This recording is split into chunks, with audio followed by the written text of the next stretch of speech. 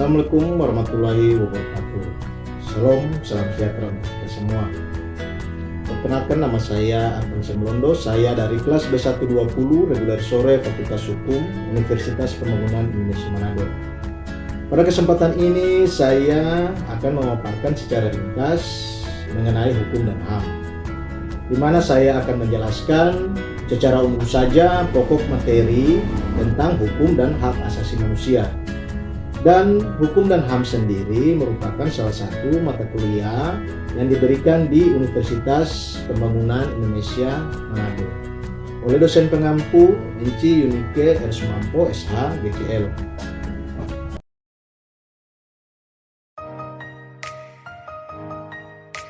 Untuk pemaparan materi hukum dan HAM, kita akan mempelajari secara ringkas atau secara umum saja tentang pengertian tentang hukum dan pengertian hak asasi manusia. Berikutnya menjelaskan sejarah perkembangan HAM, diantaranya generasi perkembangan HAM dan perkembangan HAM di Indonesia. Lalu berikutnya sumber hukum HAM di internasional dan landasan hukum HAM di Indonesia. Dan yang terakhir menjelaskan tentang Komnas HAM. Pengertian hukum. Hukum adalah himpunan petunjuk hidup atau perintah dan larangan yang bersifat memaksa dan mengatur tata tertib dalam masyarakat yang harus ditaati demi terciptanya ketertiban dan keamanan.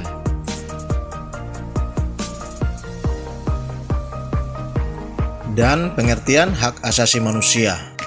Hak asasi manusia adalah hak dasar yang dimiliki manusia sejak manusia itu dilahirkan.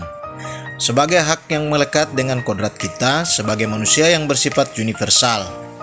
Artinya berlaku di mana saja dan untuk siapa saja dan tidak dapat diambil oleh siapapun. Berikutnya sejarah perkembangan HAM.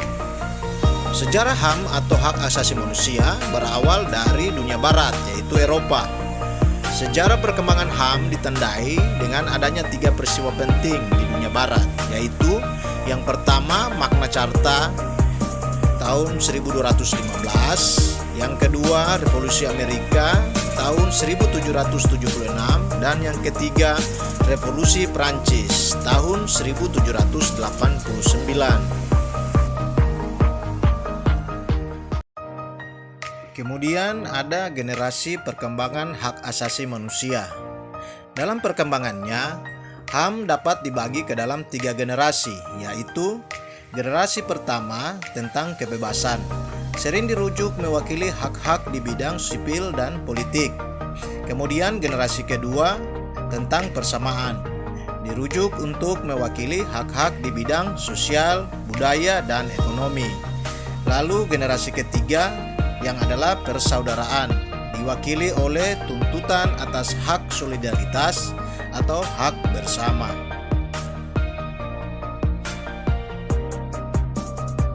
Kemudian perkembangan HAM di Indonesia. Terdapat beberapa periode perkembangan HAM di Indonesia, yaitu periode sebelum kemerdekaan tahun 1908 sampai dengan 1945, kemudian periode setelah kemerdekaan tahun 1945 sampai dengan sekarang. Yang ketiga, periode 1945 sampai dengan 1950, kemudian periode 1950 sampai dengan 1959. Dan yang kelima, periode 1959 sampai dengan 1966. Kemudian periode 1966 sampai dengan 1998. Dan yang terakhir adalah periode pasca Orde Baru. Berikutnya sumber hukum HAM internasional. Norma dan standar hukum HAM berasal dari hukum internasional. Sumber hukum internasional sebagaimana tercantum dalam pasal 38 ayat 1. Piagam Mahkamah Internasional terdiri dari 3 sumber utama dan 2 sumber tambahan. Di antaranya yaitu 1. Sumber hukum perjanjian internasional. Yang kedua, hukum kebiasaan internasional. Yang ketiga, prinsip hukum umum. Yang keempat, putusan hakim. Dan yang kelima, ajaran para ahli hukum internasional.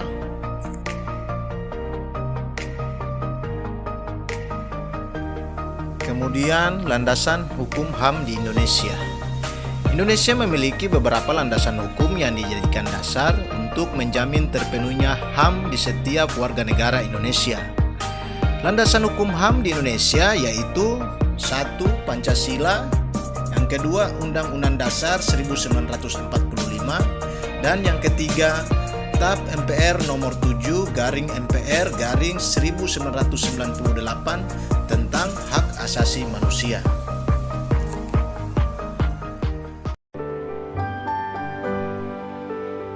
Dan yang terakhir, pemaparan umum tentang Komnas HAM. Komnas HAM adalah lembaga mandiri yang kedudukannya setingkat dengan lembaga negara lainnya, yang berfungsi melaksanakan pengkajian, penelitian, penyuluhan, pemantauan, dan mediasi hak asasi manusia. Dan landasan hukum Komnas HAM. Pada awalnya Komnas HAM didirikan dengan Kepres nomor 50 tahun 1993 tentang Komisi Nasional Hak Asasi Manusia. Sejak 1999, keberadaan Komnas HAM didasarkan pada undang-undang, yakni Undang-Undang Nomor 39 Tahun 1999, yang juga menetapkan keberadaan, tujuan, fungsi, keanggotaan, asas, kelengkapan, serta tugas dan wewenang Komnas HAM. Di samping itu juga berdasarkan Undang-Undang Nomor 26 Tahun 2000 tentang Pengadilan Hak Asasi Manusia, Komnas HAM adalah lembaga yang berwenang menyelidiki pelanggaran hak asasi manusia yang berat.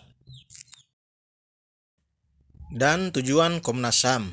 Di dalam pasal 75 Undang-Undang tentang Hak Asasi Manusia disebutkan bahwa tujuan dari Komnas HAM adalah 1. Mengembangkan kondisi yang kondusif bagi pelaksanaan hak asasi manusia sesuai dengan Pancasila, Undang-Undang Dasar 1945, dan Piagam PBB, serta Deklarasi Universal Hak Asasi Manusia.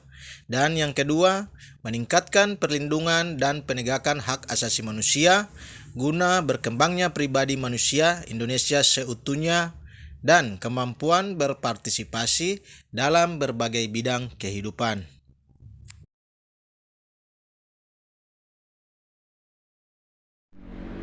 Di akhir video ini, saya ingin mengajak kepada kita semua, kepada teman-teman, kepada adik-adik yang mau melanjutkan studi ke jenjang S1.